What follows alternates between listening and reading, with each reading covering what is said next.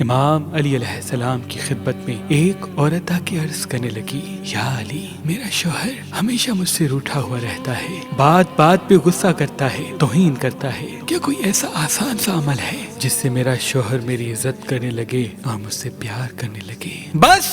جیسے ہی یہ پوچھا گیا تو امام علی علیہ السلام نے فرمایا، اے عورت، تم جب بھی اپنے شوہر کو کھانا کھلاؤ تو اس پہ 3 مرتبہ یا حکیمو یا ودودو یا معزو یا ودود پڑھ کے کھلایا کرو، اور جب بھی بات کرو تو 1 مرتبہ یا ودود و یا اللہ پڑھ کے مسکرا کے بات کیا کرو۔ جب جب تمہارا شوہر گھر میں داخل ہوتا ہو تو 7 مرتبہ یا ودود و یا اللہ پڑھ کے اللہ سے دعا مانگا کرو کہ اے اللہ، میرے شوہر کے دل میں میرے لیے محبت اور احترام پیدا کر۔ جیسے جیسے تم یہ عمل کرتی جاؤ گی ویسے ویسے تمہارے شوہر کے دل میں تمہارے لیے عزت و محبت بڑھتی جائے گی۔